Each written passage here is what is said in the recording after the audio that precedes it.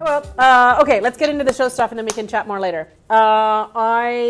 We called this meeting to order because there have been way too many, and I found a lot. I wonder if I can pull up my Twitter feed.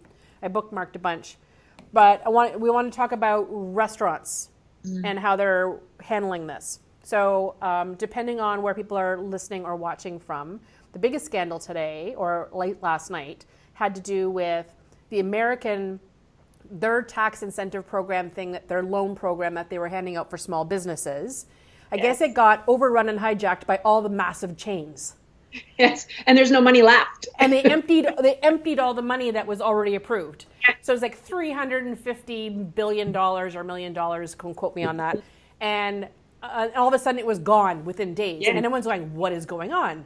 So it turned out, so Danny Meyer, of course, is the owner of the chain of a lot of big restaurants, especially in New York, and Shake Shack, which is one of his big burger chains. It already posted a profit of, I forget how many million last year alone, like $20 million already, and he got something like $10 million in loans. So so it's not the individual operators, but it's the fucker who owns it who is... No, but it has to. So the way it's working, or the way that they're trying to figure out what the problem was, is these accountants found loopholes for these big chain restaurants that based on, because all the way the criteria was working, you don't have to prove that you had any financial hardship. So if you have like $1 million of investments in these big banks, you were getting ahead of the line. The banks were actually using their people to hurry up and process the loan things for you. So like Ruth's Chris Steakhouse got $10 million, and they had a $45 million profit or cash. They have a cash account on hand of $45 million, but they got an extra $10 million. I know. I saw that in the news. Yeah. So that sounds like Trumponomics. It is Trumponomics. No, and the sad thing is he has no idea what's going on. He probably, as long as there's whatever, as long as it doesn't cost him anything. Not a clue.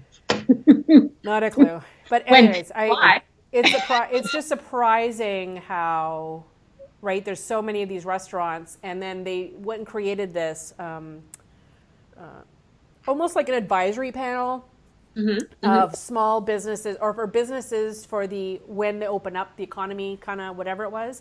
So they put all these regular big business people on there, and then they said, well, we're going to invite people in the hospitality industry. It was like Subway, McDonald's, Ruth's, like it was all these big, huge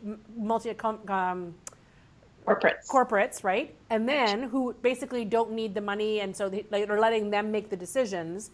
And then somebody made a good point, and they said just so that it's not all franchises, they invited like Thomas Keller, Wolfgang Puck, and I forget, I think it was in Daniel Boulou, Jean-Georges was in there. There's like 4 or 5 of these high-end Michelin star chefs, right? And someone goes, it figures because Trump only thinks people eat either foie gras or McDonald's. Yeah. Right. So there was nothing in between, right? So these other you think of a barbecue joint down in southern Tennessee as an example, or you think of some of the Asian places that are out in like Washington and California. So all of these little mom and pop or family owned places, like they don't get a say in anything. They don't get a chance to get anything. So it's like those little gems on diners, and sorry for the shout out, but diners and the drive-through. All those little, so all of that's like all of those little places provide character, right? So there can be a balance of everything. But this guy, I think he was writing for, I'm going to put the link in the show notes. I think it was for eater.com.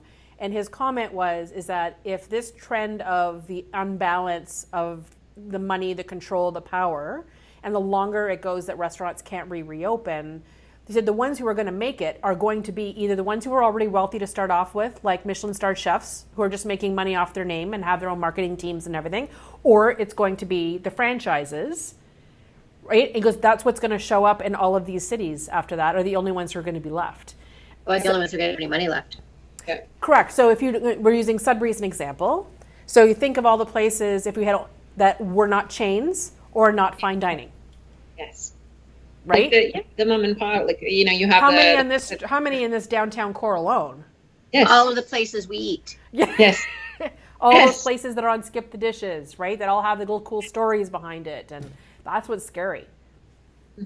So interspersed in this episode, I said I'm going to have 2 interviews, and I thought it would be kind of cool if we touch base with them like once a month, right? Nice. Depending on how often we do this. So talk to two of our have appeared on our show before. So Sue from Cedar Nest, she's working solo in her little bake shop lunch place or whatever.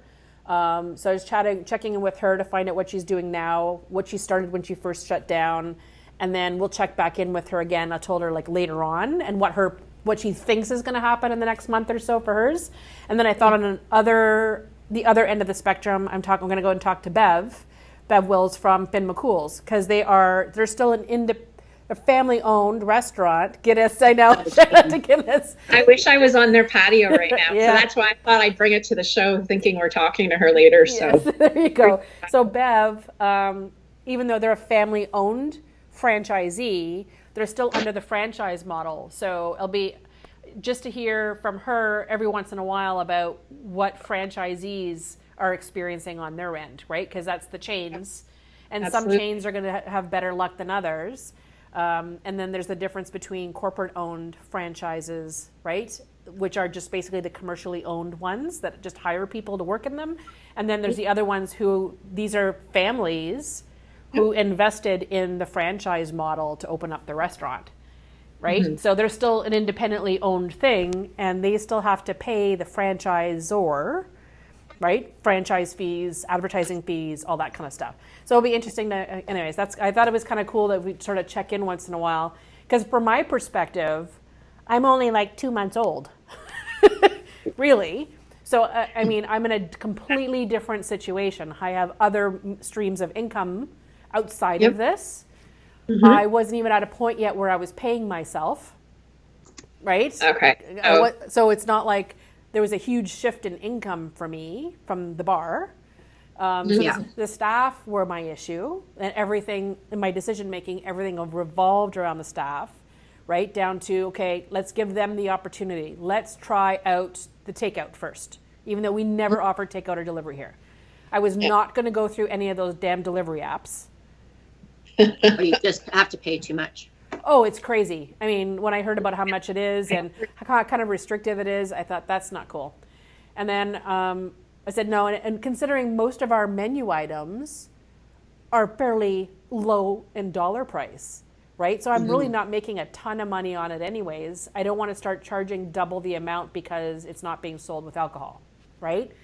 So, and then just around the day after I finally decided we're going to stop takeout is when the Ontario government announced they can start selling alcohol. Yeah.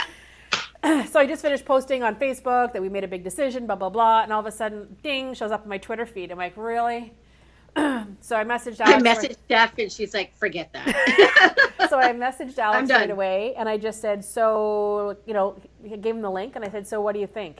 And he said, well, 2 things. He said, the only people who have asked us in the last few weeks about buying wine stuff, it was they wanted the same super cheap LCBO stuff. They just they wanted me to deliver it to them. Want delivery. Right? And they didn't want to pay any upcharge. They didn't want to pay any, right? They just wanted like a $10 bottle. They wanted for $10. And Alex said, he goes, nobody's going to want to pay the markup that we did at the bar, even though our markup was probably better than a lot of restaurants. He said, they're not even going to pay that now, unless it's a wine that somebody really wants that they can't get somewhere else. And we at this time, that's what I was teasing you. I'm like, well, I need to get a hold of my butternut and whatever. She's like, well, you're not the only one. It's funny. My friend Liz also messaged me the other day. She said, just letting you know, I just opened my last butternut. God damn. Anyways, I can message Heather and we'll get some in. Yeah, you'll just have to funnel some for your friends. Yes. But the thing that prompted when I said to Steph, I'm like, hey, this is a show topic and something we need to talk about, was around those margins.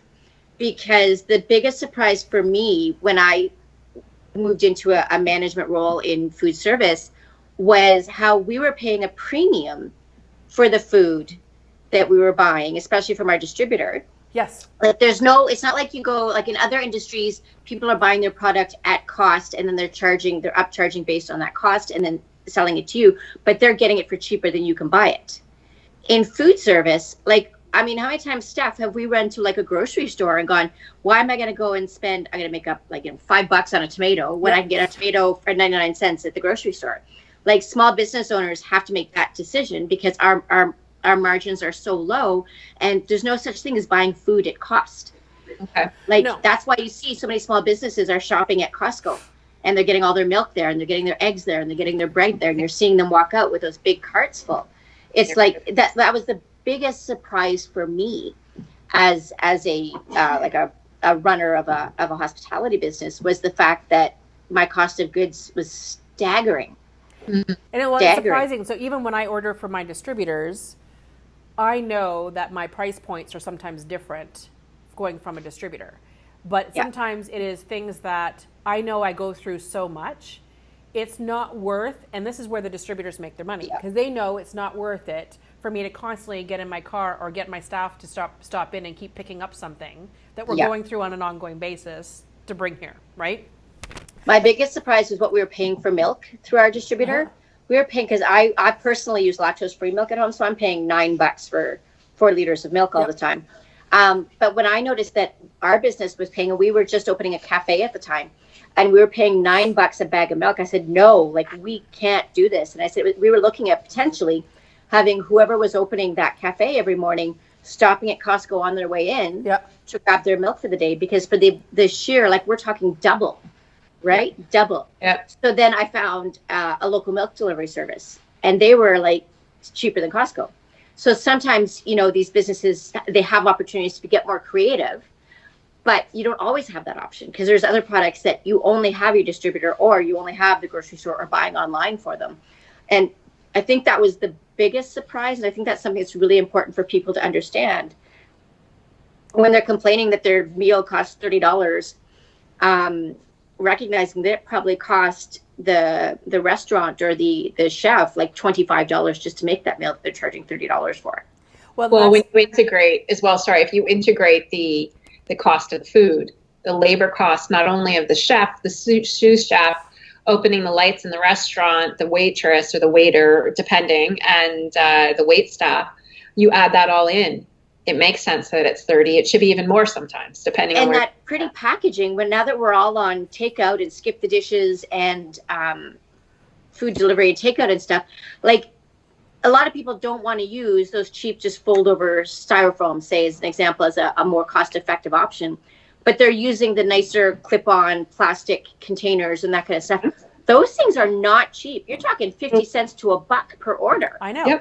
Just for the package that it comes into. And again, it becomes down to how do you want to be perceived with the food that you're shipping out. Like a chip place, it's no big deal to have styrofoam or the paper boxes because that's what's expected. But if you're ordering a nice curry, you can't really get a curry in those things. It'll make a mess everywhere, right? So little things like that we don't think about, but you're looking at $1.50 per, which I think is why you see on some of the delivery apps like Uber Eats and Skip the Dishes that there's actually a do you want napkins and plates and stuff, because reality is every little penny counts. If they don't have to include that in your order, A, it's better for the environment, and B, it helps their bottom line, because it really is the profit margins are so incredibly low. I was already like looking at and tweaking prices here and there, or because I have the concept that I have here, I have a lot of flexibility based on portion sizes. Like I don't have a static menu at any time, so it's good for me that way. I guess my concern has to do with, because I remember I read an article recently about how as consumers who keep whining online about how much we miss restaurants, we better miss them enough that we're willing to pay for what they're worth when they reopen. When we come back, because the reality is people are going to need to make money. Like people are going to need to recoup this somehow. Now that everyone's being forced to cook for themselves at home and or order in, when they come back here, if I hear one lady saying, I can make that at home for myself, half the price, then go. I'm not go for it. See you later. I'm not even gonna. I used to have those kind of things back in the catering days. I used to have people calling me and price shopping. They wanted me to make the same thing from another local restaurant, but they just wanted it cheaper. No, I'm not doing that. Yeah. I'm not even undercutting a competition that way. I think that's shitty. And then I'm gonna. And then the same thing. Like there's a lot more that requires in like restaurant and catering are two different animals. Pricing's different, process is different, everything, and I get that. people don't understand that, but people also don't understand that all of the things that have to go in there. So as much as like, get congratulated, you pay more than minimum wage to your staff, and you go and let them taste wines and stuff in between this, and then yes, you pay them for all their training and staff meetings and stuff, and you do all the, and then so it's built into my cost that I'm pricing to you guys. So all of these things is part of the experience. I'm not just throwing money at them to throw money at them. It's that I want them to be well trained. I want them to be able to taste the wines. It's all part of that end result that you're getting at the end, right? Teaching them how to coming in one day early because I need to run through with them new menu items, because that's going to allow that flexibility in front of house and back of house. It's just is a different thing. And I'm worried that some restaurants, because there's going to be at that teetering edge by the time that they're allowed to reopen again, that I'm hoping they don't go the opposite way and discount themselves so badly because they're so anxious to get people to come in their door. Like, I'm hoping it doesn't become this price war thing where people start wanting to go to restaurants, but they want to go to the places that are cheaper.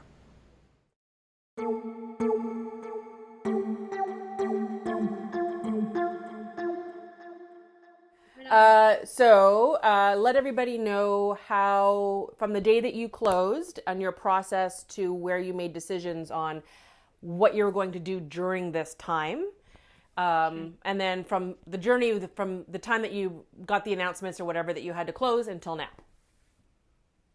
Okay, so so again, we started to, it was fairly slow the beginning of March. We started to hear about it out in the world, and so it started to slow down. So we were kind of anticipating, we didn't really know what was going to happen, but we were kind of bracing for it, I guess. So we eventually, when they mandated the restaurants and bars to close, we were kind of shocked because we didn't understand potentially that takeout was an option. So I just closed up, and it was a pretty trying time, I'll admit. Really, really hard emotionally. Mm-hmm. And so I reached out to the landlords, and the banks and your credit card companies and everything, and to find out what they could do for you. And at the time, everyone was kind of in the same boat where nobody knew what was happening. So it was a very disturbing time. It was a real shocker to wake up and realize that your restaurant's closed. Like, you have nowhere to go that day. So I sunk myself into painting because I do a lot of, I used to do a lot of painting. And so I sunk myself into that for 2 days. And then I was pretty down, and a friend of mine said, texting to see how I was doing. And she said, hey, why don't you, you can make $1 million with your butter tarts. So we started in with a post on social media, and that went viral. I think it reached probably close to 30,000 views. And we just had 3 weeks of solid butter tart orders where we couldn't keep up. We were booking at least a week in advance. So I ended up letting go of all the staff after the first few days.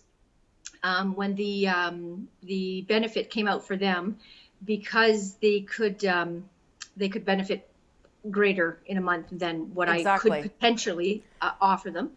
So it was very emotional, like everybody. We just put our nose to the grind, did what we had to do for the first 3 weeks. Community was unbelievably supportive, which is fantastic. To be the receiver of that's extremely humbling. And so it kind of, that entire process where you're shut down, your regular work of your day-to-day activity is ceased to exist, to be thrown into another area, one product. We were down to 8 ingredients. Yes. And we had one thing to do, and we did a lot of it. So we made about 5,000 tarts, I think, in total. So it was no time to rest at that point, not too much time to think. And but actually I was going to start a little series about like a blog series or something about all the thoughts that I had while I was rolling dough. It was like from the pin or something. I don't know. You there's a lot of time. And you get in a rhythm and you can put tunes on and. Yeah. It was, so it's kind of mindfulness meditation in that sense, right? Anything that's repetitive. But so I started to think about different business models going forward, what were we doing before, where we were potentially going to go forward. So there's been a lot of thinking, on the whole situation.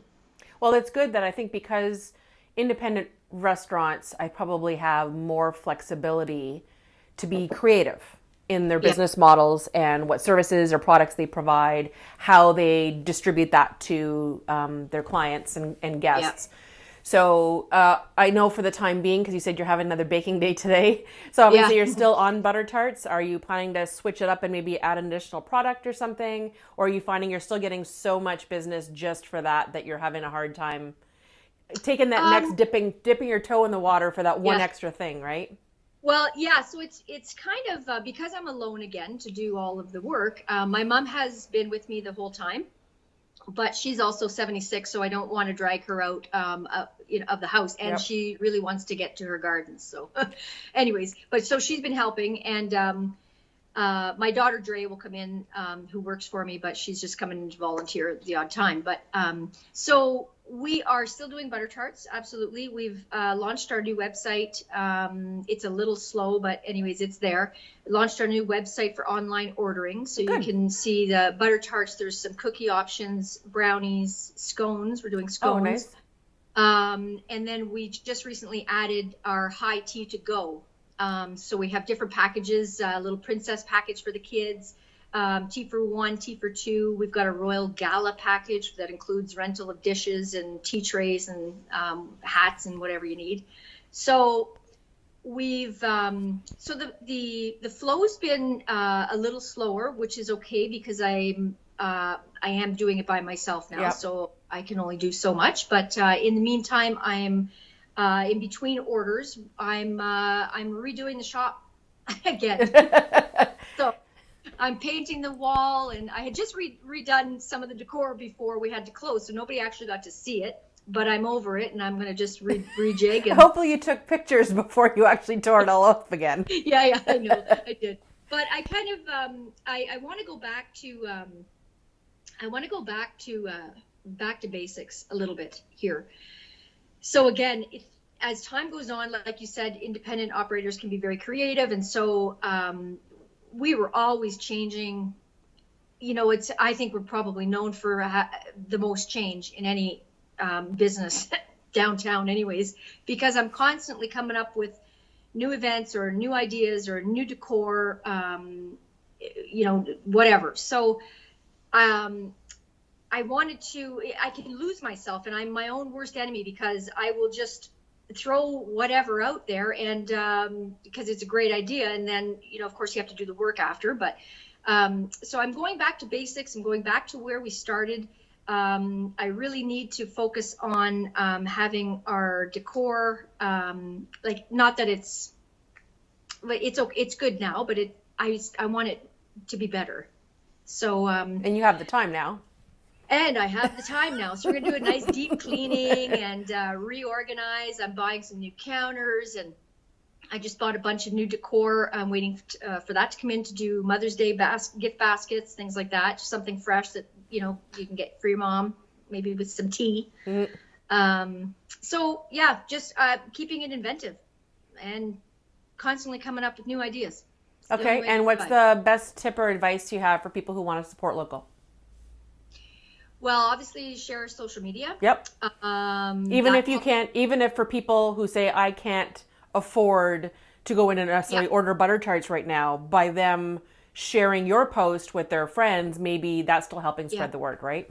Yeah, absolutely. Word of mouth for us has always been number one. Number two, social media. That's a nice free way of advertising. I just think being refocused, a community-focused approach, where in continuing that going forward. I hope it doesn't end. I really hope it doesn't end. I just think that this, if there was a positive that came out of this and this pandemic, was that it shook us all a little bit to kind of understand what we're missing and what we maybe took for granted. Quality time spending with family and friends, and we all get caught up in a busy lifestyle and just assume everything's going to be there. So when I put out the post for the butter tarts, there was a very big reality that we may not survive. There's no big cash reserves for a small business in the background. So it was do or die. It's either you buy something from me or I probably will have to close. And the saga continues every month. So we appreciate, any orders that come in at all and anything that we can sell. So if you can think of something you want, just let us know. We'll see if we can build it. She does paintings. She makes baskets. She'll bake you a cake. I just made a beautiful little birdhouse. Last night I spent 4 hours crafting a birdhouse that's to die for. It's the cutest thing in the world. Anyways, so we can do anything you want. Well, you know what? That said, your creativity is probably one of your biggest assets, and I think that's one of the reasons that people will keep coming back. So I don't want to keep you from the kitchen too long. I appreciate the time that you spent with us this morning, and we will be checking in with you next month to find out where you're at and see what kind of changes may have happened by then. Yeah, there'll be lots. Okay. Guaranteed. Okay. Have a good day. See ya. Bye. Thanks. Bye.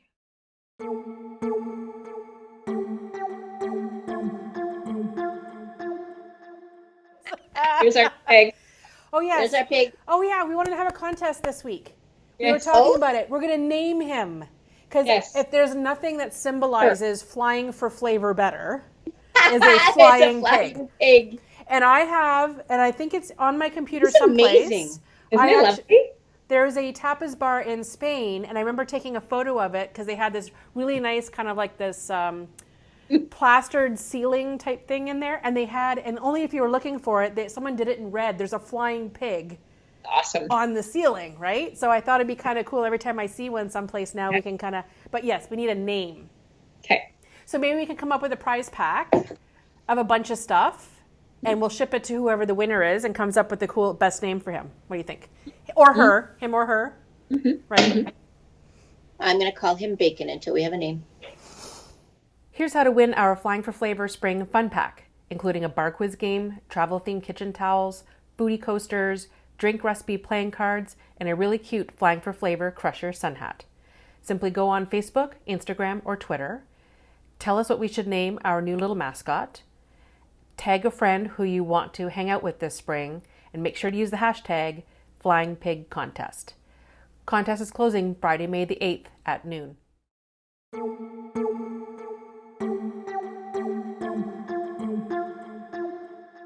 Yeah, that's the other side too, is that, people are being hit really hard economically and financially really hard by this, right? Actually, the biggest joke I have to share, and I don't even think I told my husband this, and he's going to be like, oh, how did that happen? Because you're not leaving the house anymore. But we actually had enough money for all our bills this month because we're both working full time. We're both very fortunate that we've been able to keep our jobs and we're working full time. My son his competitive dance fees are lower because he's doing it virtually and not there. And quite frankly, I'm not doing all the traveling I was supposed to be doing over the spring. But I'm like, we got to the next payday and there's money in the account. That never happened. Yep. With Norm and I we haven't even ordered in. Since we have not ordered in through Skip the Dishes, we haven't ordered anything. So it's essentially, he has been spoiled rotten because I've been cooking a lot more than I normally do. As long as he realizes that will end by the time. So you do know that Stacy and I take deliveries, right? Yeah, okay. I haven't even been doing delivery orders from here, but and it's nothing major or complicated. Like I'll make a roast once in a while, or I'm doing things all the kind of stuff that he loves, right? I'm doing a lot more of that kind of stuff. So a couple times a week or whatever. And so he's loving it. It's just been, but again, we're still saving money and our freezers are full and our pantries are full. So, I mean, if we had to lock down for 3 weeks, we're good to go, but we don't have to go anywhere. You clearly don't have teenagers in the house. No, I do not. My grocery bill, Mark, is it doubled or tripled? At least doubled since we've been home. I don't remember the last time we went out and spent $400 or $500 on groceries. And the last 2 times we've gone, it was at least that. My kids, my son, realistically, my 17-year-old, is eating us out of house and home. And the funny thing is that when they were in school, they're both in high school. My daughter would take like a modest lunch with her every day. A lot of times they ate at Breakfast Club because our mornings are crazy here, and that's a service that's available to them. So they would eat breakfast at the Breakfast Club. I don't know what the hell my son was eating because he never took a lunch. He sometimes had money in his bank now that he's got a job at a local coffee shop. But I can't even describe the food we were going through. And thank God they upped our bag limits to 4 again, because we are, even with our we're composting and recycling. Have you? To 4? We get 4 now? Yeah, you get 4 now. Thank God, because with the landfill site's closed. With the dump being closed, our garage would be full of garbage just because we're just generating more, whether it's like waste from packaging that can't be recycled. Yep. Or quite frankly, we're doing a lot of ordering online for things, right? So I've got there's waste from that kind of thing. But our grocery bill is exploded. And at that age, like convenience foods are huge. So like crackers and snacks and that kind of stuff. And we're cooking more. Even Mark has shared help with the cooking because I haven't cooked in a long time. So we're all cooking. But what was that? Years. He says, I haven't cooked in years, he says. Jackass. You order well. That's my friend's husband used to always say that. He goes, man, she orders well. We're actually having a debate about that on my friend's husband's Facebook, because she's not on Facebook herself, but she uses his if she needs to see anything. And it was something about, when all of a sudden she started cooking again. I said, yeah, I guess this doesn't happen in your house because my friend does not cook, full stop. He's like, she cooks 6 times a year, and I tell you, her takeout game is really strong. I actually was the main cook in our home for a lot of years. But the other thing that I'm seeing happening, not in my house, but I'm seeing happening with other people with teens in the house, is that teens are getting more interested in cooking now because they're bored. Yes. They have nothing to do, so they're baking. They have nothing. My girlfriend, who I actually taught her daughter how to basically use the kitchen a couple summers ago because she'd never ventured into the kitchen. And now apparently she's baking homemade pies from scratch. I'm like, Cynthia needs pie. But we're seeing that, I think if anything, this is teaching that next generation, because they're home more, or their parents are around more, they're getting that opportunity to learn how to get back into the kitchen. That would be awesome, because I'm always seeing parents on Facebook specifically complaining about how there's not enough of that old home economics training that we got when we were there, right? Because I remember I had to make a tote bag, right? And so for sewing, and a tote bag and a pencil case. I made a bookshelf, and I cooked peanut butter cookies, and I'm trying to remember what other things. God, it was so long ago. But I remember all of these little things, and I yes, there's some joy in learning these little life skills that are going to take you. So this is a perfect time for kids to be learning that kind of stuff. Yeah. Right? Or just, I know how many kids have probably never even done their laundry before. Right. Oh, God. So or parents allow them to. Or allow them to, right? Yeah. But yeah, just doing laundry, ironing, like all these little things. I don't iron anymore. What is ironing? I know, I have a steamer. Ironing you speak of. I haven't ironed in so long. It's so bad. It's like Norm still irons like his dress shirts and stuff all the time. Yeah. But I have like a steamer. That's my godsend. Yeah. I love my steamer. You've seen the number of times I've been on this show in wrinkly clothes. I don't do ironing.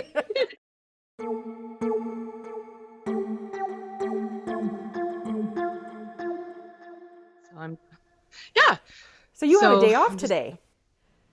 Yeah. So it's just Marty, Louise, Leela, and myself. Yeah. And I don't know if you know this, but Leela lives in Mattawa. So it just, to me, obviously makes sense for her to have the 2 days together. Yes, obviously.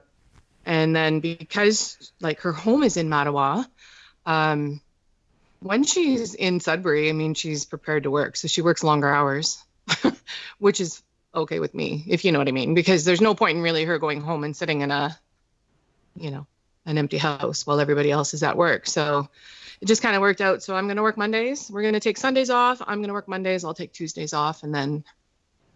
Oh, that's good. I mean, yeah, that all works out. So it's good that you guys have that flexibility.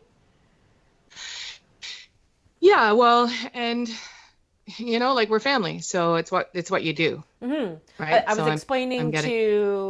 I was explaining it on the show that we taped last night,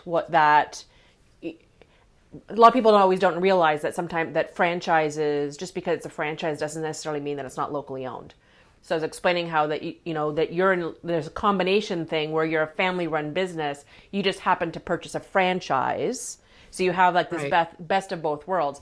And that's the only thing I wanted to check on. I was curious to find out, like, how much flexibility do you have as a franchisee? Like when the decisions were made to whether close and do takeout and that kind of thing, do they give it the complete decision of how you operate and what you're offering? Do they let you decide on that? A little bit of A and a little bit of B. So It came down the pipe on the 16th, as a matter of fact, that we were all to close, obviously our dine-in. Mm-hmm. And so we had to scramble almost right away who's going to open, who's not going to open. And we made the decision to open. That became a franchise decision. Unless it was a corporate store. So you understand that some of the stores are owned by corporate. Office. Yep. Head office, right? So they decided to not open the corporate stores. I'm not sure what the thinking was behind that, but it was a no-brainer. We didn't even need to discuss it. We decided to stay open for obviously takeout and then amp up all of our delivery apps. Mm-hmm. We looked into possibly doing delivery internally. There's a lot of like insurance is just unreal. Oh, yeah. See, people don't even realize that. Wow. Right. We weren't ready to take on that liability. Kudos to the other ones that are doing it, because the apps can be expensive. But if you're doing some volume, as we all know in our business, if you're doing some volume, then the discounts sort of make up for that, right? It's like anything. You make more money doing 100 chicken pies than you do doing 4. Correct. As long as you can streamline, and that's what I've been noticing. Yep. I mean, said I've been very good, and I haven't really been ordering in a lot, so I'm cooking a lot more at home. I mean, because the business isn't open, so I'm basically just working on stuff like this, and then getting things ready for when we eventually do reopen. But I cook a lot at home, so I'm not ordering takeout anymore. But I did notice a couple times when I was getting weak. Do I really want to get up and go in the kitchen? So I started scrolling through, and I was noticing that there's even the ones who just came on, like they've never done delivery or takeout orders before. They just joined Skip the Dishes in this example. They've really cut back on what they're offering for their menu, right? Whereas maybe before they were scrolling, and they start realizing, like I think if you had to put your entire, like I'm sure you don't have your entire menu as an option. We do not. Oh my gosh, can you imagine? So honestly, like even before this happened, there were some things on our menu that weren't that are on the dine-in menu that weren't available via the apps, and that's simply because we felt that they didn't travel well. So if you wanted to order salmon, you had to come and pick it up. We weren't going to put it in a takeout container and have it drive across town, and maybe the integrity of the dish starts to drop. Same with the lamb shank, same with the steaks. And then there's other things that just don't travel well, like cauliflower is one of our best sellers, and it's not on the delivery apps because it's deep fried, and we make a tempura batter in house, and then it sits in a cardboard box for and sweats. I don't know where you live and sweats, and then it no longer becomes crispy tempura.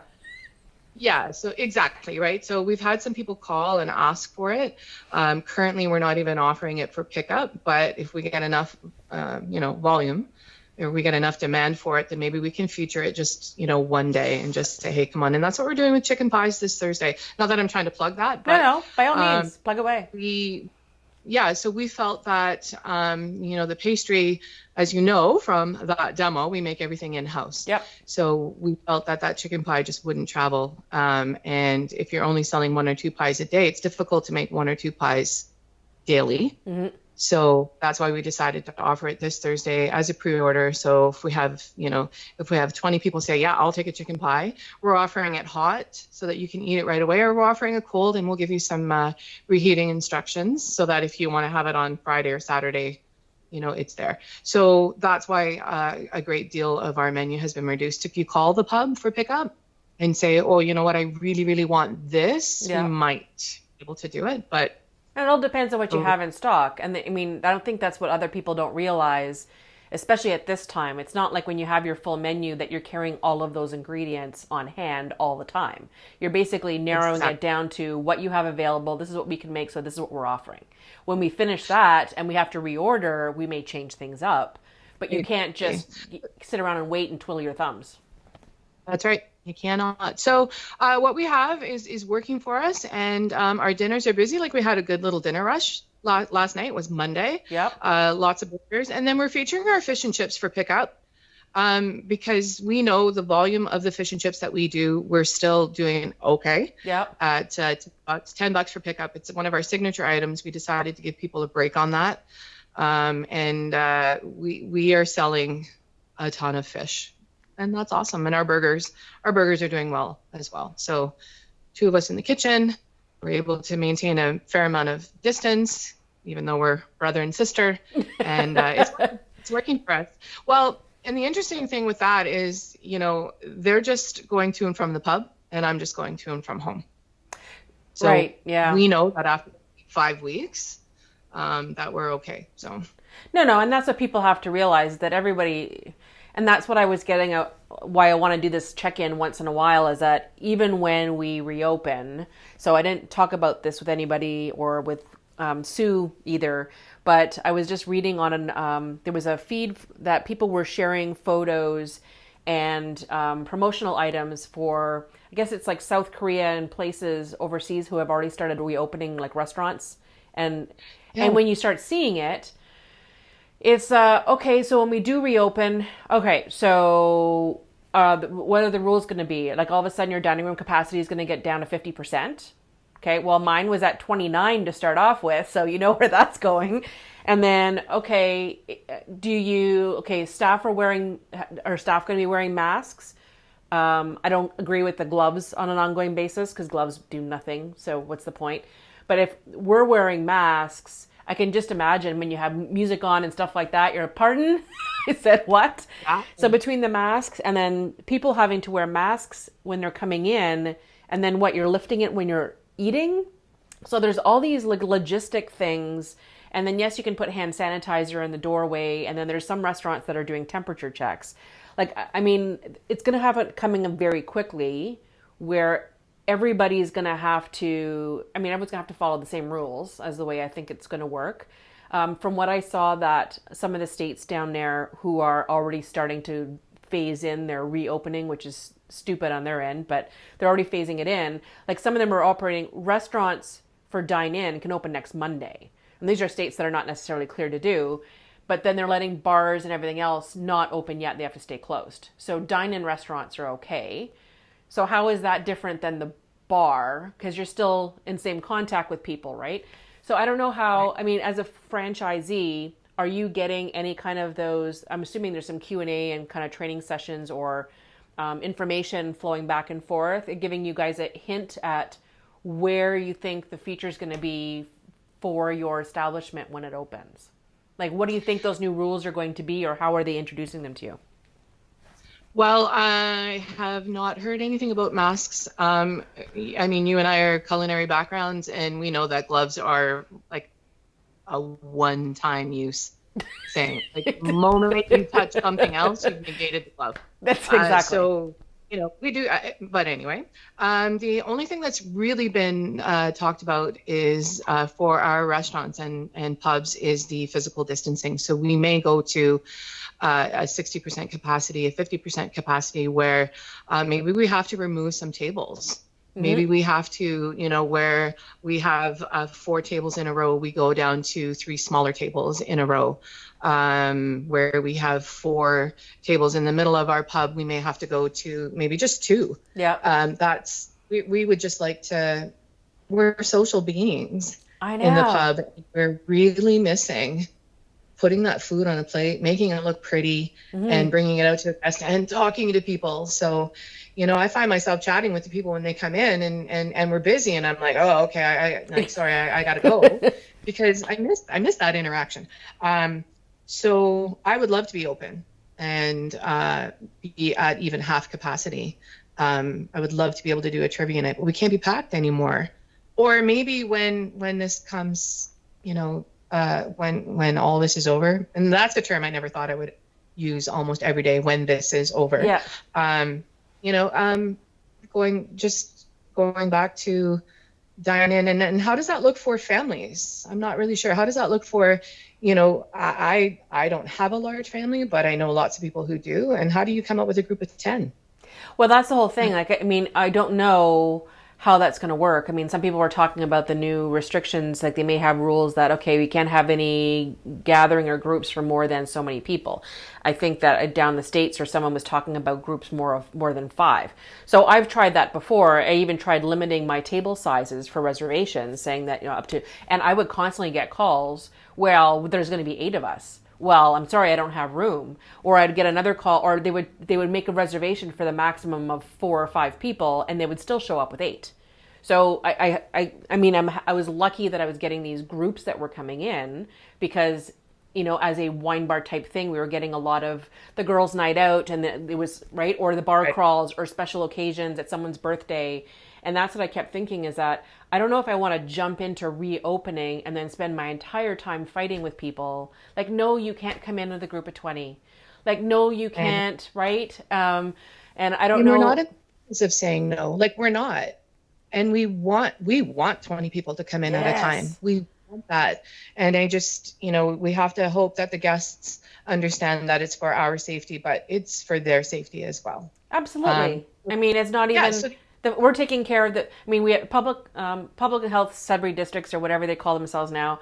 I mean, people need to remember that they have always been coming in and doing inspections, and that we've all been trained. And so the food handling part of things the cleanliness is being watched, and it always has been.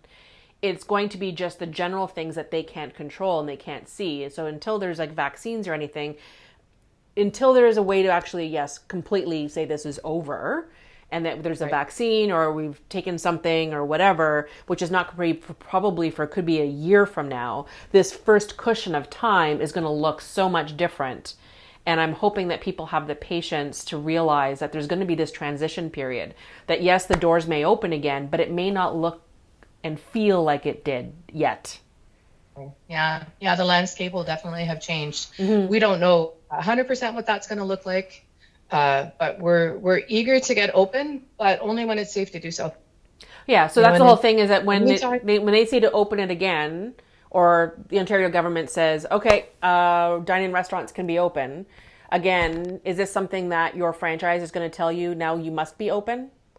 Or is it going to be they'll give you a gradual time to eventually get back to the place that you needed to be? Well, I think it's going to be gradual, because a lot of our suppliers have been very gracious and allowed us to do returns. So, for example, I have 0 draft in the building. Yep. I have a very, very limited supply of fresh produce. Yep. Very limited supply of even things like in the freezer that are normally kept frozen.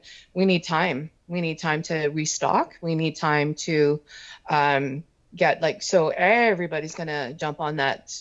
Like the beer store is just going to be pummeled with orders, and the LCBO is going to be packed with orders. Yep. And not all the smaller crafty beer places were going to be like, hey, gimme. So I think it is going to have to be gradual.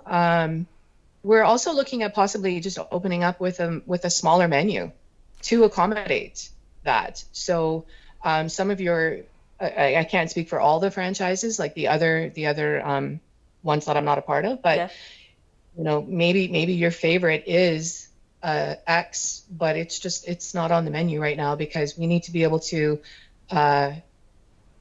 put the food out and put it out safely and properly. And that means for us a smaller menu, because we're going to come back with a smaller staff. So hopefully your favorite's there, and hopefully they understand if it's not. I think that's what's going to have to be. I think people are going to have to remember that it's almost like these businesses are reopening for the first time all over again.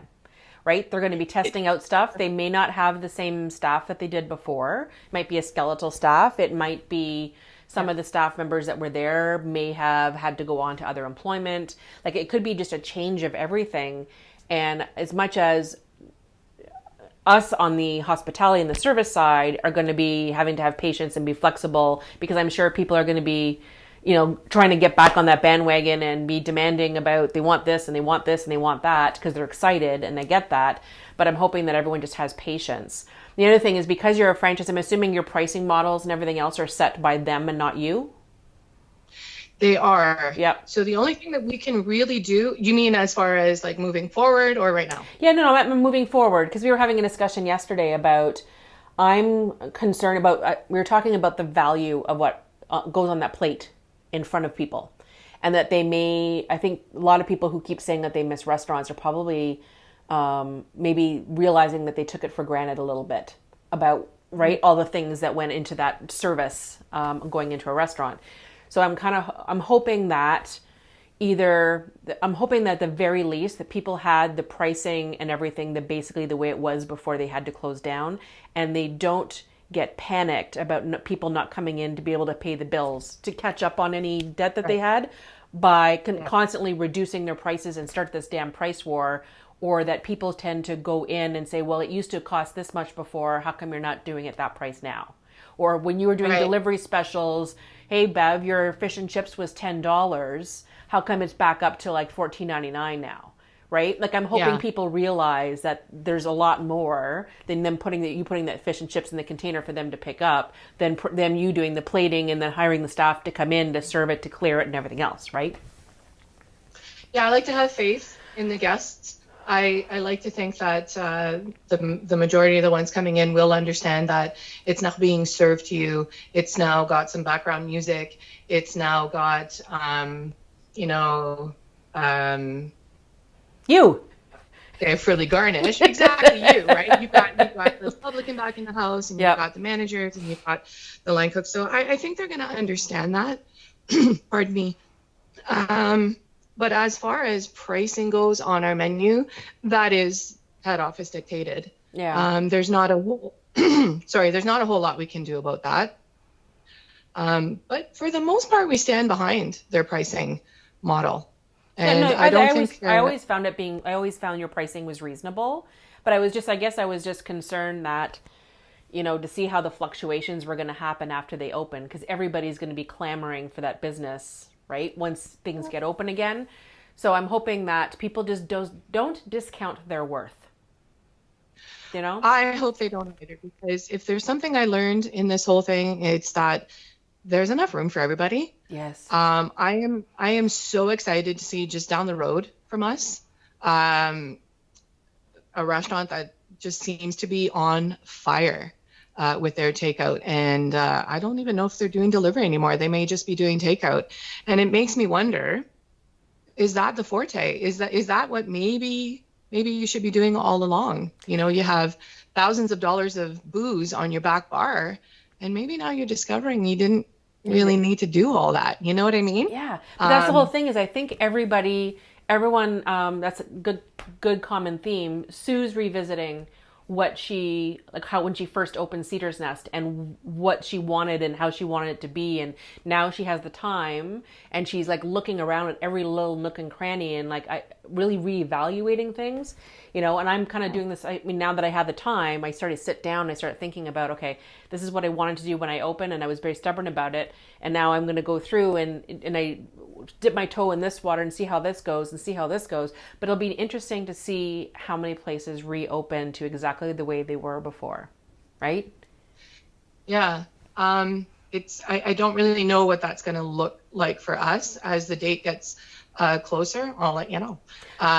But I mean, we do have menus in place, but there is a ray of sunshine because we've already had conference calls on menu changes. And so things that were coming down the pipe back in January are still sort of moving forward. And that's exciting. It's not like everything just stopped.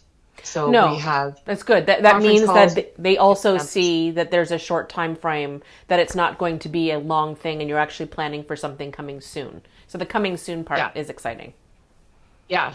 And I just love that things didn't just come to a standstill. We have conference calls usually once a week. At the beginning, they were a little bit more. So there's a conference call for everybody. There's a conference call for the stores that have decided to stay open and do takeout and delivery. And some of the other stores have decided to jump on the takeout and delivery that didn't start. Yeah, that's right. Right at the very beginning with it. We've been successful with our takeout and delivery, but not to toot our own horns, we were successful while we were still in full swing. So the what we found, according to the numbers, is the stores that were successful with their takeout and delivery before are very successful now. Mm-hmm. So you develop that reputation in the community of having, you know, a late night menu or being available for, you know, all the time. Now there's other people that are coming out of the woodwork, as it were, and offering the takeout and the delivery, and people don't know who they are, or they're like, well, wait, you weren't here before. Mm-hmm. It takes time to get back on with that. So definitely having a franchise behind you for some things is beneficial. Other things it's not. Like we can't just it's difficult for us to set our price. So for example, if we wanted to do a promo with 2 pieces of fish, fries, salad, and 2 beers, we actually have to kind of ring that all in separately and come into one full price. Okay. We just don't have those bundles yet. They're working on them, but a local, as it were, like, so not a franchise. Yes. Would be able to just say, hey, this is what I'm going to do. Yeah. And then go to their POS, whatever program they're using, and program it. Yeah. Ours is linked. And so there's times when we get frustrated. So we'll do, we decided to do, a couple of weeks ago, we did some pasta with salad and garlic bread. Mm-hmm. And we did that for $28. So it just came on your bill as a $28 feature. It's not itemized, it's nothing, but it's just Marty and I in the kitchen. $28 feature comes up. I know I need to make 2 pastas, 2 salads, and some garlic bread, you know? Yep. It's awesome. We have, because Marty and I our background is culinary, sometimes you come up with these like really cool specials and we're like, well, how are we going to ring it in? And that sometimes is what it all comes down to. How are we going to ring it in? If we do a steak special, we don't get those pop-ups and we don't make it easy for the server to punch it in. You know, I guess that's a negative, but. Well, that's not a very big negative. I said, I guess the big positive is the fact that a lot of siblings can't handle the standing together in the kitchen all day, every day. It's so good for you. I was laughing and said I should check in with my brother. I mean, he doesn't have the culinary background, but he's a big foodie. And I know that the two of us, if we had to be in the kitchen side by side every day, would be like kind of squabbling back and forth. And I know that, but that's okay. Wow. It's just, you guys have been doing it for so many years, right? But for the same thing, Alex and I can be in the kitchen together. And unless the things get overwhelmed, we both kind of move the same way. And that's just because we've had experience doing it and being in the same room together. You get the flow, right? Well, we don't chat. Like when it's busy, Marty and I don't really chat. We're just taking chits off the machine. Yep. Sometimes he'll call the chit. Sometimes I'll call it. For the most part, we're just constantly going back and we just sort of meet in the middle. Yep. I know. And that's how Marty and I work. It doesn't mean that that's how everybody works, but that's how we've always kind of done it. I know that Marty's going to do his thing. I'm going to do my thing, and food's all going to land in the window. And then Leela packs it up and sends it out. Yep. Awesome. But like I said, we're kind of excited that we've been able to maintain some business. And of course, with any business model, you're always hoping to do a little bit better this week than you did last week. Of course. And you're always hoping to do a little bit better this year than you did last year. And we have those kinds of records. So we're able to bring somebody back in. And we're kind of excited about that. And she's excited about it. And gives me more time off. Yeah, you know, exactly. And that's good because, you know, like some of that, like Marty, like he went from doing his normal 6 days a week, but, you know, like going home around 5:30 to hardcore cooking, and we're not young, like, you know, we're not in our 30s anymore, you know, so kudos to him. I mean, he did what he had to do to get the business and keep it afloat. When you have a franchise behind you, when you have to talk to the big guns, you know, sometimes you can say, well, I'll just refer you to I'll refer you to my area manager, or I'll refer you to the president of operations, and he's going to help us out with some of the other things. Not that Marty can't handle that stuff, he definitely can, but there's just things where a recipe has said, hey, you know what, we'll handle that for you. You keep doing what you're doing and we'll handle that for you. That's a plus. Yes. In my book. Yes. Any day. Yes. That support system, I think, is part of the perks, right? That's what you're paying for. Yeah, absolutely. And you're on these conference calls, and somebody puts out an issue, and you're like, hey, that didn't happen to us, but right away somebody's sort of jumping in saying, you know what, let's have a chat after this call, and we'll get that settled for you, or we'll help you out with that. And I love that. Well, I said we'll check in with you again in another few weeks to a month or so, just to see what changes and what things are happening, and hopefully that your patio will be open soon. That's Stacy was already laughing. She had a Guinness in your honor yesterday while we were taping the show, and she goes, "I'm having the Guinness and I'm pretending I'm on their patio." Yeah. I mean, you ladies have always been like so supportive of us, and we appreciate that. And it was just our hope through all of this, another term that gets used all the time through all of this, that we stayed relevant, and that we allowed some people to still get their fix of that kind of food. And so many people, like so many restaurants, have been doing the same thing, and we've seen a ton of support. We even had this old guy who came in and he just said, I'm going around and I'm supporting everybody. I've never seen him before. I know. I mean, it doesn't mean that he hasn't been there. I just didn't recognize him. And he left us with his takeout, and then he went over to the restaurant across the street and he came out with the takeout menu. And that he's just going around. And I love that. I mean, that's our community. So and that's that's something we can be proud of. And I just hope it continues for everybody. Okay, my friend, I will check in with you later. Enjoy the rest of your day off.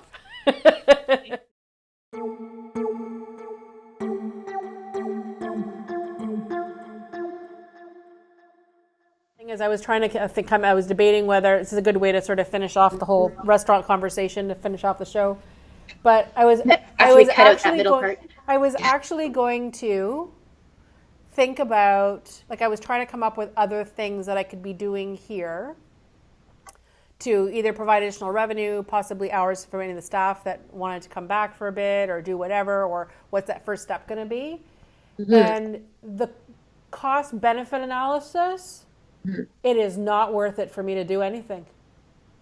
That's the serious side, like the amount of time. So I think I'm going to focus on all the little things that I'm going to need to do prior to opening, which means my grease trap's going to have to get clean, right? We changed one fryer of the oil just before Alex shut down. He did one already. So I'll get him to come in and do the other one so it's all cleaned out and the other fryer's all clean, ready to go. Because we only ever use one at a time, because we never have that many to worry about it. And then so the grease trap, there was that. I'm going to be due to get the hood and exhaust system done and checked. There's all these little things that I can start making a list of that'll eventually have to get done around this time, and where normally if the guy for the hood exhaust would be calling me to come in and do the inspection, I'd be panicking if I was open, right? Because can't come at this time. Like, now's the perfect time, right? Come and do it now. So I'll do that stuff, and then I'll do like a thorough, like I've always wanted to. We were talking about it actually just before we had to shut down. All of the big curtains that we have, I want to take them down, wash them all, hang them back up, steam them all. Like, there's just all that kind of stuff. Well, that's like I was talking to our friends, Sean and Amanda, who own a wedding decorating company in town. And he's like, as much as they're frustrated that they're not able to do the work that they usually do. And I mean, both of them, so their whole family basically works at the company, them and parents and everyone else. But he's been able to do all of that stuff that he's been wanting to do for years. He's taking advantage of the fact that that they can just basically go in and do the thing because they're the only ones who are going in there. So he's, washing things that haven't been washed in a long time, inventorying things, fixing things, going through and tearing out stuff that he's been wanting to do forever. Yeah, so I want to go through some menu stuff, because I remember when I was so anxious to open before January that I had a lot of that stuff done ahead of time, where I had menu things, recipes costed out, all that kind of stuff. And I haven't done any of that stuff since we shut down. Right, so now it'd be kind of good to be able to go back saying, okay, by the time we open, it's a different season. Right. right? So menu items are going to be different. What have I already got made? Because Alex did a bunch of stuff at the beginning of March. Like, so there's like a stock of the things that are ready to go in the freezer already that we just never sold yet. So it's all wrapped up. I just want to do a count and inventory thing of what stuff we have ready. What other ingredients do we have that I can go ahead and I can cook and get prepped ahead of time? Like, there's all these little things that if I do it now, once we're ready to open, right, I seriously just have to unlock the door. Like, it's going to be that fast. And that's exactly what otherwise it'd be like this, oh my God, we need a week to open the door. And then I have to pay staff to come in for that week just to do all that cleaning, to do this, to do that. Whereas I have the time now, and I'm not that much of a princess, no laughing, that I can't do any of the cleaning and fix it stuff myself, right? Right. So I'm completely okay with that. Like, there's a couple of little things in the bathroom, there's little paint touch-ups, things that got scraped just in the first 2 months, right? I mean, if I was really ambitious, there's that one wall, I'd almost like want to fix I'd almost want to change the wall, do the wallpaper again, but man, it's too much work. I'm not going to do that. 2 months in, she's already changing the decor. No, I just want to redo the same. I just want to redo the same wallpaper, but that one wall again, because I'm the only one who notices the stuff. That's just me. But no one probably notices. Like all of the wines, like I want to erase the board. Redo it. Now, I'm going to redo it because, of course, I've been dipping into my own inventory like since we closed down. I was going to say the one thing you'll have to is restock the bar. Well, not really. That's the whole thing. It's just the mix is gonna change. There was a lot of stuff that came in just before we closed that we never even put up on the board, right? And then we had a lot of stuff. So I'm trying to drink the stuff like leftover from not Mother's Day. It was Mother's Day. No, it wasn't Mother's Day. Which Women's Day. It was the Women's Day brunch. I had bought wines specifically that were female winemakers. And they're usually like there were some lower cost VQA items and stuff like that. They were great for that brunch, but I'm going to have a hard time necessarily selling them here on an ongoing basis, right? Like there's a couple of sweeter rosés or things like that. So when there's things like if I'm going to grab a bottle of white to bring home, I'm bringing one of those as opposed to my Puy Fusé, as an example. So I want to go through that whole wine list, wipe it all down, and then start from scratch and say, okay, we've got so many of these. Because the sad thing is that just before we closed, I got 2 shipments in, and it was 2 weeks after Alex and I came back with 11 cases from Niagara. Well, I'll come and share. Well, that's the whole thing. Like, so we have the inventory ready to go. It's not in the bar because I was not stupid to leave it here unattended with it closed. So it's locked away in storage. But I wanted, but now it's a matter of going through all that stuff and say, okay, what do we have? What's missing? So, well, if anything, the gradual timeline of opening will be good. So if it says that, okay, you can be open by, or restaurants are probably going to be the last ones that'll be allowed to be open, to be honest. Okay, if other things can be open, Alex can at least come back here and work with me and I'll feel safer about it, right? We can have our own, we probably still can now, but if I know that it's because we're getting very close to the business being open, then I don't mind him coming back to help me. Because then I want to go back through and start figuring out what we're missing, what we're not, which dishes we're using, glasses we're using behind the bar, which ones we're not. What do we have to reorder and stuff for supplies? Like just him and I can probably do that on our own. And then it would be like, we'll just set out the schedule with the rest of the crew. And even then we may start with a skeleton staff. I can't guarantee we're going to have all of them back right off the bat. Because I'm sure that the rules are going to be something like your tables have to be so far apart. Right? I'll only be allowed so many bar stools, right? You can only sit so many. So as much as I have usually like 7 to 8 bar stools here on an ongoing basis on this bar, I'm sure I'm going to have to go down to like 3 or 4. Yeah. Right? Yeah. For social distancing, you're going to end up being like, okay, well, there's people going to be couples, right? So you're going to have like 2 here, 2 here. 2. And then I'll probably have like maybe 2 tables at the front, the 2 tables along the side, but no more of this coming in groups of 8 and taking all the tables, all the chairs and cramming, because that's what was happening before I left.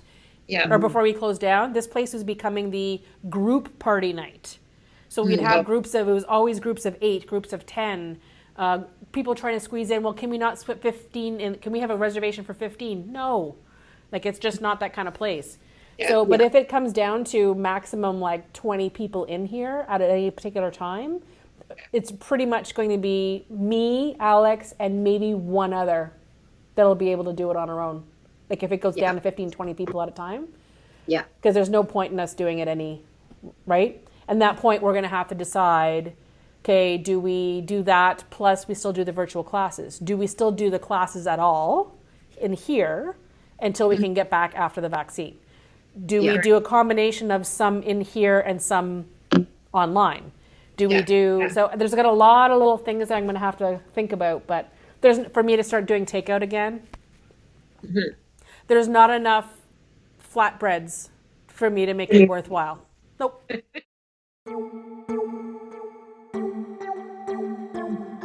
Like Ben and Jerry's and Baskin Robbins, I have never eaten that much ice cream in my life. Me either. Oh my God. It's screw Ben and Jerry's. This is a good way to end the show. Screw Ben and Jerry's for putting their shit on sale. Right? So I go buy the ice cream thing. And I'm like, I'm not getting any more, not getting more. And like, oh, they're 2 for like something, right? It's always 2 for. So of course I had to buy 4.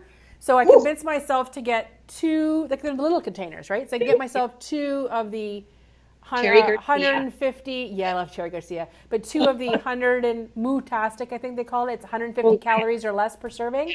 So the last one was a little bit too much chocolate for me. But if you're a chocolate fan, it's called chocolate milk and cookies. Oh, okay. So it's like chocolate with a little bit of swirl, and there's actual chunks of cookies in it. It's like, oh my God. So there's that, and there's Cherry Garcia, and then there's another one that's caramel swirl with shortbread cookies in it. And then there was another. Really? I can't eat any of that. So my favorite with those is Cherry Garcia, but when I buy normal, I go to Kawartha and I buy their pecan, sort of their praline pecan, but it's called pecan cream and dream or something like that. Honestly, I ate a full tub in the first week and a half that I was laid off. And now I know that my clothes do not fit well. That's the whole thing is that I never have ice cream at home. And it's just because it's there and I'm shopping and I'm thinking to myself, between that and like regular like a store-bought mac and cheese, I will make mac and cheese here from scratch.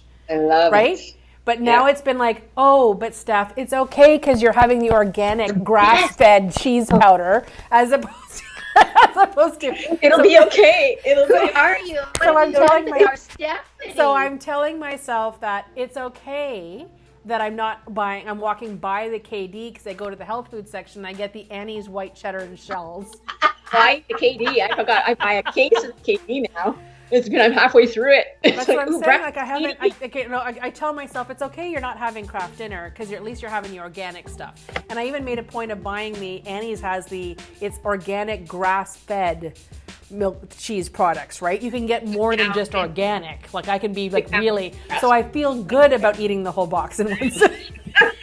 And then so next week we'll talk about the travel industry because I think that one's going to be key, especially hotels and airline travel will be big. And then I'm thinking the week after, I almost want to see if I can arrange an interview and get them right on Skype with someone from our tourism office. Oh, and have us with us at the same time. Yeah, that would be great. So I'll check and see who wants to come and chat. Like you'll probably convince Dana too, because she's at home with her kids and she's probably bored and misses us, and she'll drink with us on the thing. But if I have somebody from like economic development and tourism on how cities, as an example, are organizing, because the tourism industry is probably going to get hit so hard between festivals, events, and that kind of thing, where that's where we get a lot of tourism, right? So I'm curious to find out, like, right, having that conversation about what can tourism operators do, event planners, all of that kind of thing, who were doing all the sports. Oh my God, sports, right? Yeah. Anyways, okay, thanks, ladies. I guess that's it. Stacy, you want to close it off? Hey, don't forget.